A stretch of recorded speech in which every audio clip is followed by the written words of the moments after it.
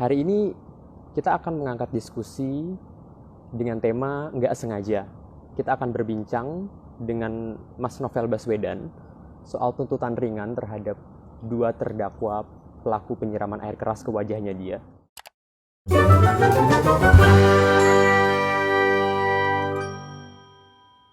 Assalamualaikum Mas Novel. Waalaikumsalam warahmatullahi. Selamat bergabung Apa Mas kabar, di Mas Roseno? Alhamdulillah baik Mas. Mas Novel gimana kabarnya? Baik, alhamdulillah. Mas Novel terima kasih banyak udah menyempatkan waktu untuk mengobrol bersama Tempo. Sebelum kita mulai ngobrol Mas, aku mau mengulang sedikit soal latar belakang tema yang kita angkat ini Mas ya. Ya. Beberapa hari lalu, tepatnya 11 Juni itu, Jaksa Penuntut Umum kan sudah membacakan tuntutan untuk dua terdakwa pelaku penyiraman terhadap Mas Novel, yaitu Roni Bugis dan Rahmat Kadir Mahulete. Iya. Masing-masing dari mereka dituntut selama 1 tahun. Salah satu pertimbangan jaksa, para penyerang dianggap tidak sengaja menyiram wajah Mas Novel. Padahal niatnya ingin mengenai badan, seperti itu kurang lebih. Nah, tuntutan jaksa rendah ini banyak mendapatkan kecaman dari publik. Salah satunya dari komedian bintang Emon, Mas, yang menggunakan tuntutan itu sebagai materi untuk melawak. Nah, dia bilang dalam materinya bahwa alasan jaksa nggak sengaja itu baru masuk akal ketika kalau Mas jalannya handstand ketika penyerangan terjadi. Nah, mohon maaf Mas, aku pengen memastikan aja Mas. Waktu penyerangan itu terjadi, Mas jalannya nggak handstand kan Mas? Tentu tidak. Artinya jalan biasa Mas ya? Iya, iya. Oke. Nah, kebetulan Mas, hari ini juga kan bintang Emon ini diserang di media sosial. Iya. Nah, saya pikir ini hal yang juga sering Mas rasakan juga kan, diserang di media sosial dengan isu seperti ini. Nah, ini kebetulan ada juga warganet yang bertanya mengenai ini Mas. Ketika dengan nama akun YST Namria yang bertanya soal ini, yaitu dia bertanya bagaimana sih tanggapan Mas Novel tentang bintang Emon yang speak up tapi malah difitnah. Begini, Mas Roseno, terima kasih. Saya sebenarnya pernah atau sering menyampaikan ke media, ke publik bahwa kita ini sebenarnya punya pilihan. Kita punya pilihan untuk berbuat baik, diam, atau kemudian justru berbuat yang tidak baik. Tapi tentunya berbuat baik itu suatu nilai yang besar. Dan bahkan beberapa kesempatan saya katakan berbuat baik itu mendidik karakter kita. Dan ternyata untuk suatu hal yang nilainya besar itu seringkali ada gangguan ya. Oleh karena itu seperti yang sekarang kita lihat adik-adik kita bintang Emon ya, ternyata dalam menyampaikan kebaikan, menyampaikan kritik yang baik dengan cara-cara yang baik, ternyata malah diserang. Tentunya kita semua prihatin atas hal ini. Saya justru berharap atau berdoa semoga apa yang dialami bintang Emon ini justru membuat masyarakat semakin paham bahwa bintang Emon sedang berbuat baik. Semoga dengan begitu semakin disayang oleh publik. Dan tentunya untuk orang yang menyerang, siapapun dia, semoga dia sadar bahwa perbuatannya membela orang yang tidak benar, itu justru memburukkan dirinya sendiri. Yang dengan begitu, orang-orang baik pasti akan tidak suka dengan orang-orang yang seperti itu. Jadi saya kira memang itu, Mas. Oke. Oke. Selanjutnya kita masuk ke tuntutannya Mas Novel. Itu Mas Novel kemarin tuh menonton gak sih Mas waktu sidang pembacaan? Karena itu kan live di YouTube ya Mas ya? Iya, iya. Iya memang gini ya. Saya kan ketika awal sidang itu kan dibacakan dakwaan. Saya sedikit heran dengan beberapa hal terkait dengan dakwaan. Karena dalam dakwaan itu kan sudah menyebut bahwa airnya adalah air aki. Terus kemudian dalam kesempatan pemeriksaan saksi yang pertama, saya dipanggil ke sidang untuk memberi keterangan. Atas masalah-masalah kejanggalan itu, kemudian saya menyampaikan keterangan di persidangan. Bahkan sebagai korban, saya membawa bukti-bukti yang menunjukkan fakta-fakta yang jelas. Ternyata kejanggalan itu banyak sekali. Dengan begitu, saya awalnya yang berharap bahwa proses sidang itu akan berjalan dengan objektif, malah berpikir, apa iya akan berjalan objektif? Ketika harapan itu semakin tipis, tidak ada optimisme di sana, tentunya untuk melihat sidang secara langsung, saya kira juga, saya kira nggak ada hal yang bisa diharapkan di situ, makanya saya nggak melihat, gitu, Mas Rasino. Oke. Jadi Mas nggak nonton ya ketika itu ya, karena Saya nggak nonton, cuman saya lihat di sudah media memprediksi setelah kurang itu. lebih ya. Iya, saya perkirakan kurang lebih karena faktor-faktor yang menjadi clue dalam permasalahan itu tidak ada yang positif. Contoh begini, di proses penyidikan itu pasalnya 170. 170 itu dalam bahasa umum, bahasa awam adalah pasal untuk pengeroyokan. Apabila satu korban dikeroyok oleh 2 orang atau lebih, itu pasalnya 170. Ini kan saya nyerang 1, yang belakang. Yang nyerang 1, yang bantu banyak, kan gitu. Masalahnya 170 oleh penyidik waktu itu, saya katakan ini tidak akan pernah bisa. Kalau dipaksakan, yang ada apabila pelakunya betul itu, nanti akan bebas. Sehingga saya berikan masukan untuk perkara penyerangan kepada saya, seharusnya pasalnya adalah percobaan pembunuhan berencana. Kenapa? Karena tindakannya itu sudah mengarah untuk membunuh orang. Karena serangan air keras dalam jumlah banyak, itu membuat gagal nafas. Dan faktanya saya gagal nafas. Tapi alhamdulillah, karena saya mendapat pertolongan cepat, tidak lebih dari 20 detik, saya kemudian bisa mengguyur air di wajah saya yang kena air keras, maka saya tertolong begitu ya. Dan lukanya di bagian wajah bisa segera pulih. Tapi kalau tidak kan tentu berbahaya sekali, bisa membunuh itu. Yang kedua, kalau dikonstruksikan kepada sebuah penganiayaan, penganiayaan itu ada level-levelnya. Ada level pemberatan yang pertama, yaitu apabila penganiayaannya itu berencana. Ada pemberatan yang kedua, yaitu apabila penganiayaannya dilakukan dengan berat. Contohnya apabila orang melakukan penganiayaan dengan menggunakan pedang, disabatkan ke badan orang, itu adalah penganiayaan berat. Dan lain hal. Air keras juga begitu, itu adalah penganiayaan berat. Yang selanjutnya adalah akibatnya. Yang tertinggi akibatnya adalah kalau mati, itu yang tertinggi. Yang level kedua adalah apabila luka berat. Saya mengalami luka berat. Dan yang ketiga, terhadap korbannya. Kalau korbannya masuk dalam kriteria tertentu, maka itu masuk dalam pemberatan, penganiayaan dengan pemberatan. Oleh karena itu, waktu itu saya katakan kepada penyidik dan juga kepada jaksa penuntut bahwa pasalnya harusnya 355 ayat 2 junto ke pasal 356 tadi, yaitu penganiayaan berencana, penganiayaan berat berencana yang berakibat luka berat dengan pemberatan. Tapi ternyata dalam proses persidangan ada beberapa fakta yang bermasalah di sana. Yang pertama adalah disebut airnya adalah air aki, sehingga disebutlah bukan penganiayaan berat, penganiayaan biasa. Sekarang pertanyaannya, bagaimana penuntut bisa meyakini itu air aki? Satu-satunya bukti yang dijadikan oleh landasan bagi penuntut adalah keterangan terdakwa. Ya kan, ini kan aneh ya. Sementara dalam suatu proses pidana di persidangan, itu yang level tertinggi adalah keterangan dari korban.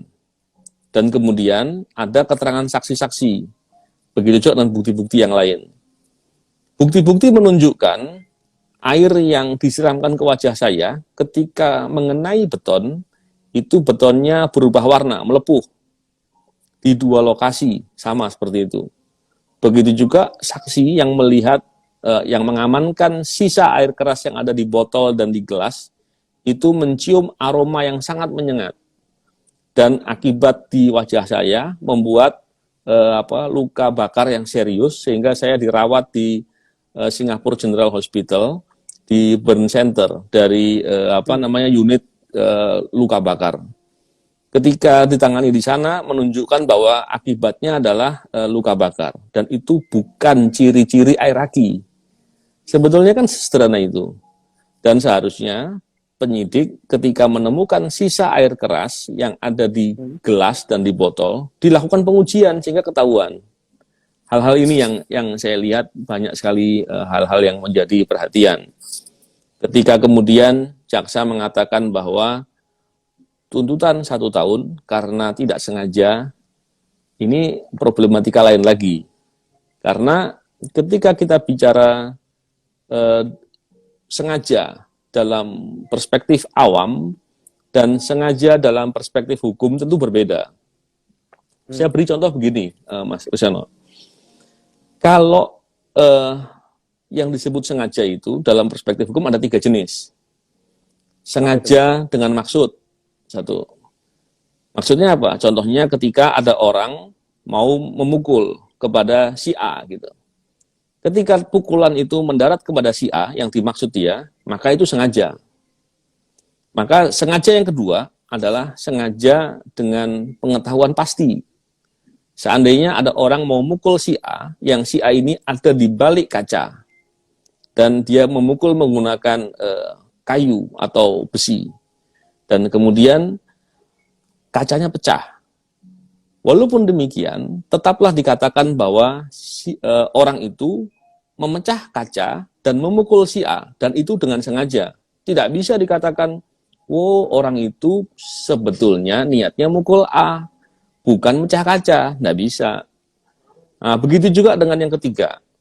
Yang disebut sengaja apabila ketika perbuatan itu dilakukan dengan pengetahuan mungkin terjadi.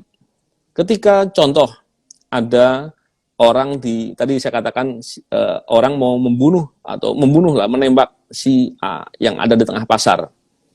Dia tembak dengan pistol. Ketika ditembak dan ternyata pelurunya tidak kena kepada si A, tapi meleset kena ke orang lain dan orang lain itu mati, tidak bisa dikatakan orang itu tidak sengaja membunuh orang yang kena itu atau penjual di pasar itu karena niatnya mau membunuh si A. Nggak bisa. Tetap dia dikatakan sengaja membunuh orang di pasar itu karena dia harus tahu bahwa kalau tembakannya itu nggak kena orang lain, dan di situ tempat terbuka dan banyak orang, itu harus diketahui. Jadi itu adalah pelajaran dasar ilmu hukum di universitas, di tempat kuliah ilmu hukum. Jadi kalau yang begitu-begitu masih dipermasalahkan menjadi masalah, kita jadi prihatin gitu kan. Gitu Mas Rusano. Jadi dari pengalamannya Mas Novel sebagai penyidik sekian lama, agak aneh ya ketika jaksa menggunakan tidak melihat unsur kesengajaan dalam tindakan 2 terdakwa penyerang Mas Novel itu ya. Iya, bahkan bukan sekedar dari pengalaman saya sebagai penyidik. Mahasiswa semester 2 pun rasanya sudah tahu, mahasiswa hukum ya. Artinya keterlaluan ya kalau tidak mengerti pengertian sengaja itu seperti apa. Menurut Mas Novel, jaksa dalam hal ini nggak mengerti atau kenapa? Saya nggak bisa mengira kan, kira-kira, tapi saya nggak yakin kalau nggak mengerti. Harusnya mengerti karena jaksa itu sarjana hukum. Oke Mas, dengan semua kejanggalan itu, tuntutan sudah dibacakan dan kita tahu 1 tahun penjara. Nah berarti sekarang bolanya ada di majelis hakim kan Mas? Gini Mas Rusano, Uh, beberapa ahli mengatakan bahwa dengan tuntutan jaksa 1 tahun itu harusnya dianggapnya nggak masalah karena hakim boleh memutus lebih tinggi atau istilahnya ultra petitum. Tapi masalahnya bukan itu. Masalahnya sejak awal proses persidangan banyak problematika di sana. Contohnya saya katakan tadi, ada upaya membuat seolah-olah air yang disiramkan itu air aki. Yang pertama. Ada saksi-saksi penting yang mengetahui fakta-fakta kejadian, baik saat kejadian maupun sebelum kejadian, tidak diperiksa di persidangan. Ada juga beberapa bukti yang penting berubah, dan ada juga yang hilang. Nah, ketika problematikanya sepenting itu, maka isunya bukan sekedar masalah 1 tahun, tapi masalah kenapa persidangannya tidak jujur, tidak fair. Itu loh yang menjadi permasalahan. Karena kalau hanya bicara 1 tahun saja, seolah-olah itu masalah bisa selesai dengan hakim membuat putusan lain. Tapi problematikanya bukan di sana, bukan hanya di sana. Tapi apa yang melatar belakangi sehingga saksi-saksi kunci tidak diperiksa di persidangan? Apa yang membuat kemudian saksi-saksi kunci yang mengetahui bahwa pelaku ini bukan hanya 2 orang, tapi juga ada tim pengintai, pemantau sebelumnya dan lain-lain, tidak diperiksa, tidak dibuktikan, tapi ketika setelah tuntutan dibacakan, kemudian dibuat kesimpulan seolah-olah, oh pelakunya cuma 2, tidak melibatkan orang lain lagi. Loh, bagaimana bisa tahu? Orang saksi pentingnya nggak diperiksa. Pada saat di persidangan, fakta soal sebelum kejadian tidak digali. Bagaimana kemudian disimpulkan? Nah, pola-pola persidangan begini yang menjadi permasalahan. Maka saya katakan bahwa ini problematikanya terlalu banyak. Ketika problematikanya terlalu banyak demikian, maka ini harus menjadi perhatian. Begini Mas Reseno, saya ini adalah aparatur penegak hukum di KPK, penyidik di KPK, yang bertugas memberantas korupsi.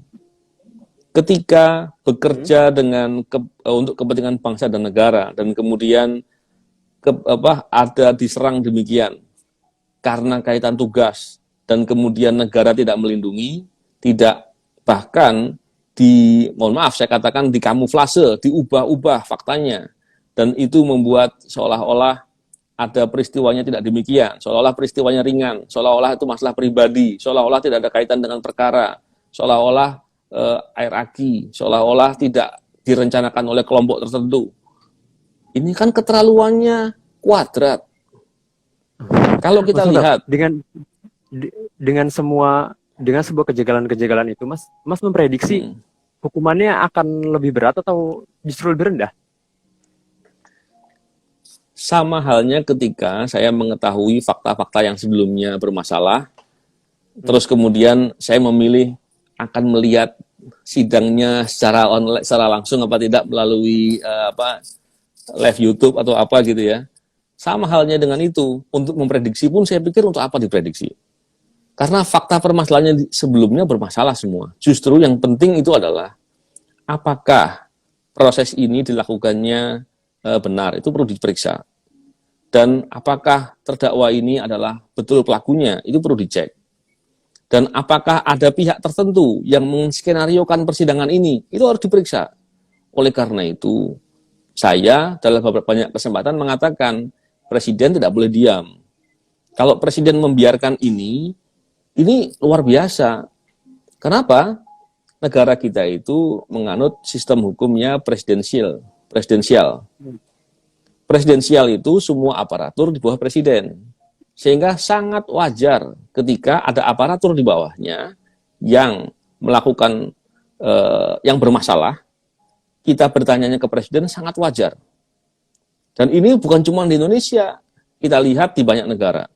Ketika negara itu menganut presidensial, maka sangat wajar menanyakan hal itu kepada kepala negaranya atau kepala pemerintahannya. Jadi itu yang mestinya harus dilihat secara secara profesional, secara benar, secara objektif. Bukan berarti ketika saya menanyakan gitu dikatakan politis, enggak ada kaitan politis. Ini sangat wajar. Bahkan kalau dilihat dalam perspektif yang positif, harusnya ketika saya mengatakan bahwa Pak Presiden harusnya turun, Presiden harusnya beliau dengan sangat senang hati. Kenapa? Yang bertanggung jawab membangun di negara ini adalah Pak Presiden. Beliau punya aparatur, punya menteri-menteri, punya banyak badan-badan dan lain-lain untuk melaksanakan itu. Jadi sepertinya di antara yang dibangun, gimana? Jadi sepertinya Mas Novel ini di antara nggak bakal nonton sidang itu ya Mas ya? Mas Novel sebenarnya saya tidak itu akan nonton sidang tadi. sebenarnya kalau secara psikologis dengan adanya hal-hal ini harusnya sakit hati gitu. Cuman sejak awal saya sudah memprediksi bahwa akan ada hal-hal seperti ini, makanya saya nggak pernah masukkan di hati masalah ini. Bahkan sejak awal kejadian, siapapun pelakunya saya maafkan. Dan saya katakan menerima apapun yang terjadi kepada diri saya. Karena saya niatnya itu berjuang. Nah, ketika kemudian kita lihat bahwa prosesnya seperti ini dan lain-lain, saya merasa bahwa ini tidak boleh dibiarkan. Kenapa? Sesuatu yang dilakukan dalam proses hukum yang bermasalah, itu masalah yang luar biasa buruk. Dan itu bisa terjadi kepada siapapun. Kalau saya membiarkan, sama halnya saya menyetujui itu terjadi kepada orang lain lagi suatu saat. Jadi saya pikir bukan sekedar kepentingan saya saja. Kalau saya sebagai aparatur, sebagai petugas negara untuk memberantas korupsi, saja bisa atau berani dibegitukan, bagaimana dengan masyarakat awam, masyarakat lainnya? Ini kan berbahaya gitu ya. Oleh karena itu, saya akan terus memprotes hal ini. Mas, apabila nanti para terdakwa divonis hukuman yang relatif ringan, apakah Mas Novel dan tim advokasi sudah menyiapkan suatu langkah tertentu, Mas? Begini, Mas Ruseno, dalam hukum pidana, itu semua kepentingan diwakili oleh jaksa penuntut. Jaksa penuntut umum mewakili negara untuk memperjuangkan kepentingan negara. Kepentingan negara apa di sini? Yaitu kepentingan negara adalah untuk melindungi hak-hak dari warga negaranya. Hak-hak ini apa yang dimaksud adalah saya sebagai korban. Sehingga saya tidak bisa melakukan apapun sebenarnya. Karena yang berhak untuk mengajukan bukti, mengajukan saksi, mengajukan upaya hukum, dan lain-lain, itu adalah jaksa penuntut umum yang mewakili kepentingan saya. Oleh karena itu, ketika ada masalah begini, saya menyampaikan protes sejak proses awal, tidak menunggu selesai. Dan yang kedua, apabila ternyata nanti hukumannya dibuat hal-hal yang seperti ini, hal-hal yang menyayat hati, hal-hal yang mencederai rasa keadilan publik seperti ini, saya hanya bisa katakan itulah wajah hukum kita sekarang ini. Karena saya nggak bisa ngapa-ngapain, saya hanya bisa ikhtiar sekarang. Tapi setelah nanti proses itu, saya tidak punya hak apapun sebenarnya. Tadi saya sedikit menangkap selama proses persidangan ada kecurigaan dari Mas, ada pihak-pihak yang membuat skenario terhadap sidang tersebut. Nah, saya mau tanya, Mas, selama ini, entah selama proses penyidikan sampai persidangan, apakah ada pihak-pihak yang meminta Mas Novel untuk diam saja, toh proses hukumnya kan sudah berjalan, jangan gaduh lagi gitu, Mas? Ada nggak sih, Mas, pihak-pihak yang meminta Mas untuk melakukan itu? Begini, kalau tadi saya katakan bahwa saya menduga ada yang skenario, karena begini ya, permasalahan ini sejak awal proses bermasalah, hingga kemudian proses penyidikannya bermasalah, hingga kemudian ada tersangka yang ditemukan, ditanya apa alat bukti yang mendasari atau digunakan untuk menjadikan kedua terdakwa waktu itu tersangka ya, itu adalah pelakunya, itu saya juga nggak pernah tahu. Jadi kalau dikatakan seperti itu semua hingga kemudian dakwaannya seolah-olah dibuat air keras, padahal tidak ada landasan bukti dan lain-lain. Ini tentunya orang awam pun akan menilai jangan-jangan ada skenarionya, jangan-jangan ada yang mengatur di balik itu, gitu. Jadi bukan sekedar dari masalah saya punya indikator untuk menilai itu, tidak. Justru yang terbaik adalah yang begini harus diperiksa, harus dicek, tidak boleh dibiarkan, karena masalah yang terkait dengan masalah keadilan itu masalah yang sangat mendasar. Dan ini Halo? Ya. Halo, Mas Novel? Ya. Oke, silakan Mas lanjutkan tadi. Jadi Ya, ada nggak, Mas, pihak-pihak yang mencoba mengatur Mas supaya tidak gaduh lagi, Mas? sementara belum ada. Ada, Mas? Belum ada. Oke. Tapi apakah Mas yakin bahwa dua terdakwa yang sekarang dalam proses persidangan ini benar-benar pelakunya, Mas? Begini, saya berupaya bertanya kepada penyidik, tidak pernah ada jawaban. Saya bertanya kepada penuntut, tidak pernah ada jawaban. Saya bertanya kepada saksi-saksi yang melihat langsung pelakunya, mereka tidak yakin ini pelakunya. Tapi tentunya kan saya sulit ya, karena saya tidak melihat langsung pelakunya ini atau apa. Saat itu saya tidak melihat sama sekali. Tapi dari indikator-indikator tersebut, saya tidak punya keyakinan untuk menentukan seperti apa. Tapi kalau indikator-indikator Itu saksi tadi yang justru sama malah dengan yang tadi Mas bilang tidak gimana? diperiksa di persidangan itu? Iya, ada yang diperiksa, ada yang tidak. Ada satu saksi yang lihat langsung saat itu, dua saksi yang melihat langsung pelaku saat itu dan diperiksa di persidangan. Dan rasanya di persidangan dia juga mengatakan itu, bahwa dia tidak yakin melihat gerak-geriknya tidak sama dengan orang yang waktu itu menyerang. Katanya di persidangan begitu.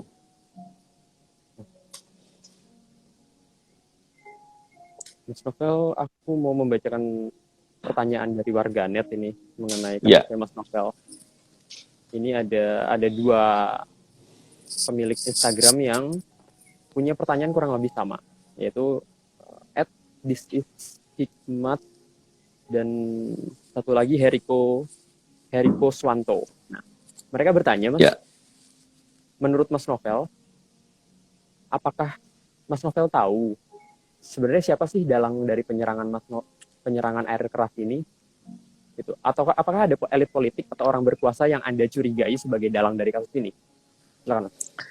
ya, tentunya banyak. Ada indikator-indikator. Saya ini penyidik ya. Jadi kalau saya mempunyai kecurigaan, saya punya keyakinan, tentunya saya selalu berupaya mengkaitkan dengan bukti-bukti. Tentunya kalau hanya kecurigaan, pihak-pihaknya yang bisa saya tentukan, saya ada beberapa pihak lah. Cuman untuk bisa memastikan salah satu, itu harus dengan proses yang legal ya, pembuktian. Dan tentunya hal itu tidak bisa saya katakan ke publik, karena kalau saya katakan ke publik, itu bisa menjadi masalah tersendiri gitu ya.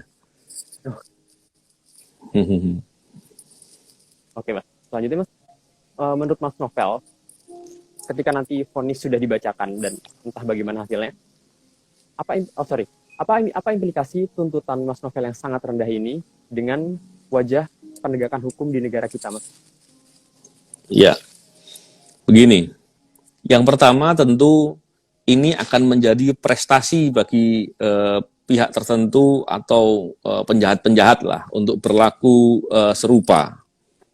Ini akan menjadi contoh oleh penjahat-penjahat atau kelompok-kelompok tertentu untuk berbuat jahat seperti ini lagi. Dan tentunya ketika proses seperti ini bisa dilakukan, maka ini sudah tanda bahaya untuk seluruh masyarakat Indonesia, karena ini bisa terjadi kepada siapa saja. Dan yang lebih berbahaya lagi adalah aparatur penegak hukum atau penyidik pemberantas korupsi atau orang-orang lain yang berjuang dengan sungguh-sungguh untuk kepentingan bangsa dan negara akan merasa khawatir ketika diperlakukan sama seperti saya. Kita perlu ingat bahwa lebih dari 10 kasus serangan kepada orang-orang KPK tidak ada satupun yang diungkap.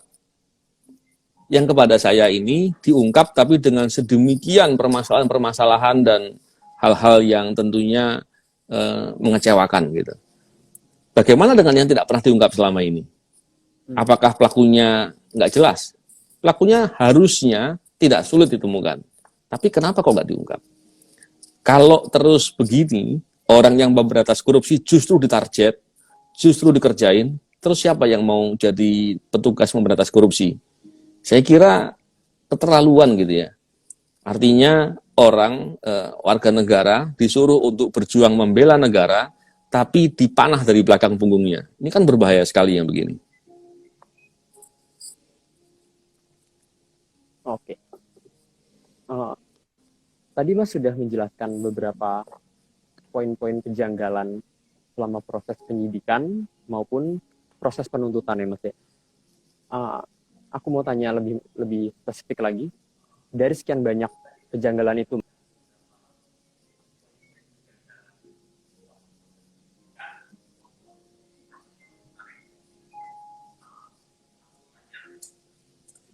Ya, begini, yang paling keterlaluan adalah ketika disebutkan yang disiramkan itu air aki. Itu yang pertama. Karena konyol ya, air aki itu kalau kena kulit rasanya tidak mungkin sampai membakar.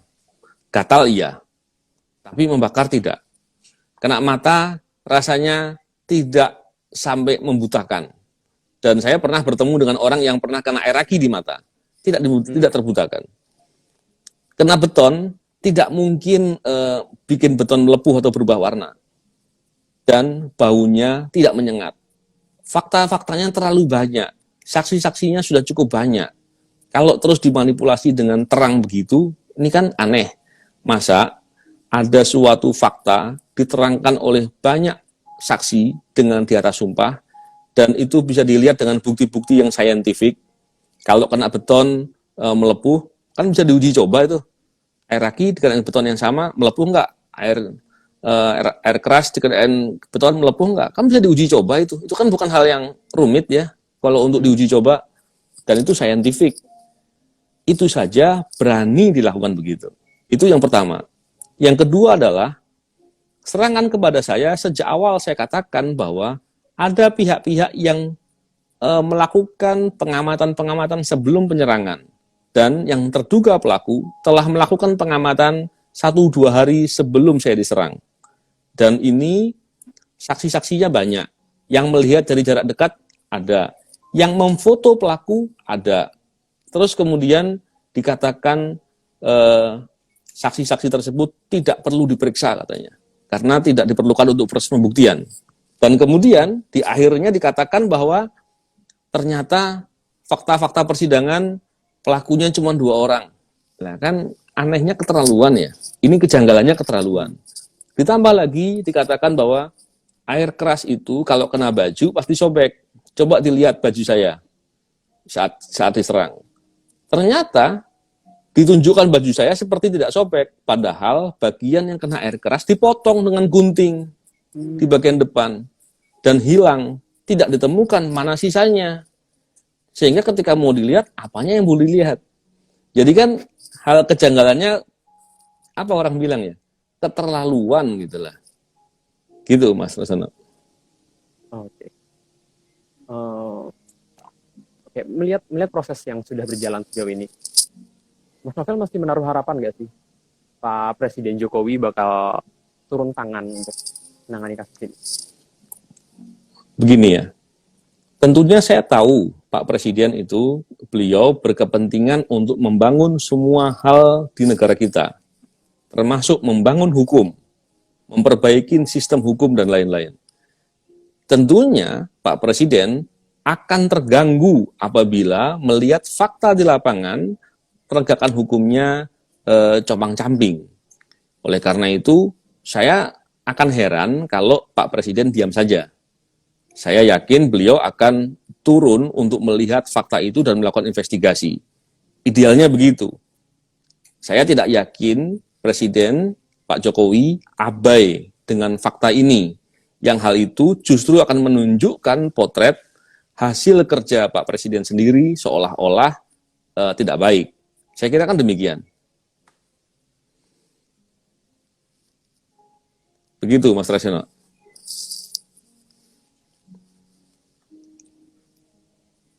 Halo?